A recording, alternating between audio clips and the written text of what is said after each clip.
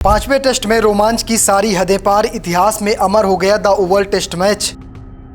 मोहम्मद सिराज ने पलट दिया पूरा इतिहास, 9 विकेट चटकाकर टाली टीम इंडिया की हार।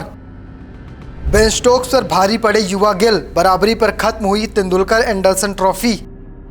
तेंदुलकर एंडरसन ट्रॉफी का फाइनल मुकाबला था, कह सकते हैं अब तक इस लग रहा था ये मुकाबला किसी भी सूरत पर इंग्लैंड जीत जाएगी, सीरीज इंग्लैंड के नाम हो जाएगी, लेकिन इस बार हुआ नहीं क्योंकि बीच में खड़े थे मोहम्मद सिराज ने कमाल की गेंदबाजी की, 9 विकेट चटकाए, पहली पारी में 4 विकेट चटकाए, इंग्लैंड की कह सकते हैं बैकबोन तोड़ दी थी। ओली पॉप हो, रूट हो, हैरी ब्रूक हो या फिर जेके बेथल, सबको चलता किया था। उसके बाद दूसरी पारी में जब लग रहा था मुकाबला हाथ से निकल जाएगा, सिर्फ 7 रन चाहिए थे इंग्लैंड की टीम को, इसी दरमियान उन्होंने गट एंगस्टन को चलता कर दिया और इसी के साथ ये महा मुकाबला सिराज के दम पर भारतीय टीम ने अपने नाम किया और तेंदुलकर एंडरसन ट्रॉफी में कह सकते हैं जबरदस्त वापसी करते हुए सिराज या सीरीज में बराबरी कर ली है। सिराज को हमेशा उनके इस योगदान के लिए याद रखा जाएगा और इस मुकाबले में यशस्वी जायसवाल ने कमाल की पारी खेली, करुण नायर ने एक 50 लगाया और सब पे भारी पड़े मोहम्मद सिराज और प्रसिद्ध कृष्णा की ये जोड़ी।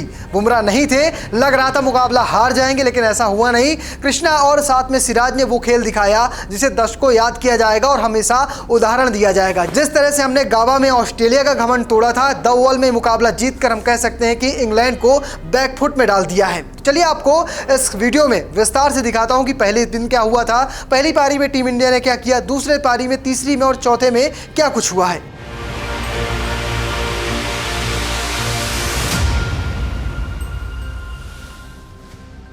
अगर बात करें पहली पारी में तो टॉस हारकर पहले बल्लेबाजी करने उतरी भारतीय टीम की शुरुआत बेहद खराब रही। 10 के स्कोर पर भारत को पहला झटका लगा, 2 रन बनाकर यशस्वी जायसवाल आउट हो गए। इसके बाद 14 रन बनाकर खेल रहे केएल राहुल आउट हो गए। लंच के बाद तीसरे ओवर में ही शुभमन गिल आउट हो गए। गिल ने इस पारी में 21 रन बनाए। साई सुदर्शन इस मैच में 38 रन की पारी खेली। जडेजा भी इस मैच में सिर्फ 9 रन बना सके। जुरेल भी 19 के स्कोर पर आउट हो गए। नायर ने इस पारी में 57 रनों की पारी खेली। सुंदर के बल्ले से 26 रन निकले। कुल मिलाकर भारतीय टीम ने इस पारी में 224 रन बनाए। शुरुआती झटके लगे, लग रहा था टीम इंडिया फंस जाएगी क्योंकि 224 रन ही बने थे, ये काफी कम थे। ग्रीन टॉप जरूर था, मुश्किल जरूर थी बल्लेबाजी, इस सब के बावजूद भी नायर ने कमाल की पारी खेली। लेकिन आपको बता दें कि भारत के 5 बल्लेबाज इस मुकाबले में या कहीं इस पारी में दहाई का आंकड़ा नहीं छू पाए थे और इसी वजह से टीम इंडिया मुसीबत में फंसी और शुभमन गिल का रन आउट होना टीम इंडिया के लिए भारी पड़ गया। क्या हुआ था इंग्लैंड की पहली पारी में, फटाफट वो भी देख लेते हैं। टीम इंडिया की पहली पारी के बाद इंग्लैंड ने अपनी पहली पारी में 247 रन बनाए। इंग्लैंड की टीम को पहला झटका 92 के स्कोर पर लगा था।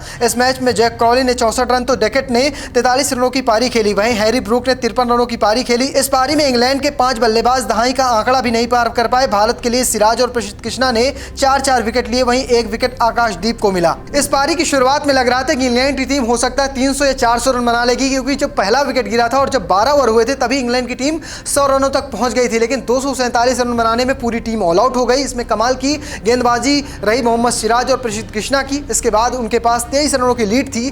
भारतीय टीम ने दूसरी पारी में क्या किया, फटाफट वो भी देख लेते हैं। भारतीय टीम ने इस पारी में कमाल की बल्लेबाजी की। भारत ने दूसरी पारी में 396 रन बनाए। इसमें यशस्वी जायसवाल ने 118 रनों की पारी खेली।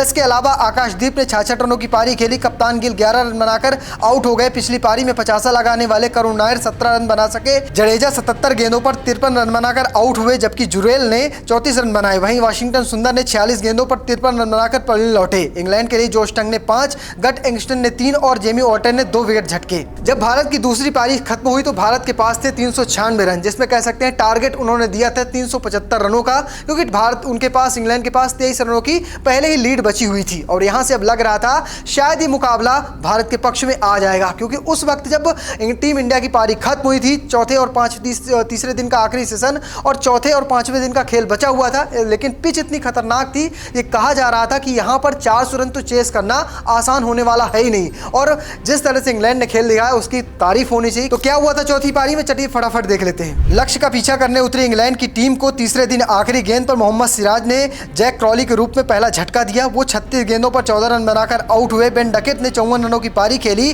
तो पोप ने 27 रन बनाए। इसके बाद हैरी ब्रूक और जो रूट ने कमाल के शतक लगाए और इंग्लैंड की इस मैच में वापसी कराई। इस मैच को जीतने के लिए आखिरी दिन इंग्लैंड को मात्र 35 रन चाहिए थे और टीम इंडिया को सिर्फ 4 विकेट चटकाने थे और 5वें दिन शुरू होती है फाइनल जंग। यहाँ पर प्रसिद्ध कृष्णा ने गेंदबाजी की शुरुआत की और पहले ही ओवर में 2 चौके खा गए। लगने लगा भारतीय टीम में मुकाबला हार जाएगी, लेकिन ऐसा हुआ नहीं। अगले ओवर में सिराज ने 1 विकेट चटकाया और इसके बाद कह सकते हैं विकेटों का सिलसिला चलता रहा। आखिरी जब विकेट आया यानी क्रिस वोक्स जब बल्लेबाजी के लिए उतरे तो उस वक्त भारतीय टीम को जीत के लिए कहें बचाने 1 विकेट चाहिए था और इंग्लैंड को जीत के लिए 11 रन चाहिए थे। और यहाँ से कह सकते हैं गत कृष्णन ने कमाल की बल्लेबाजी करना शुरू कर दिया। उन्होंने लगातार बड़े बड़े हिट लगाने की कोशिश शुरू की और आखिरी के 7 रन जब चाहिए थे तब मोहम्मद सिराज ने कह सकते हैं उन्हें बोल्ड किया और 6 रनों से भारतीय टीम ये मुकाबला जीत गई। अगर जीत के हीरो की बात करें तो एक ही नाम जहन पे आएगा, वो नाम है मोहम्मद सिराज का। लेकिन ये नाम और भी कई सारे, उन्हें भूलना नहीं चाहिए। उसमें प्रसिद्ध कृष्णा का भी नाम शामिल है जो दोनों पारियों में 4-4 विकेट चटकाए। इसके अलावा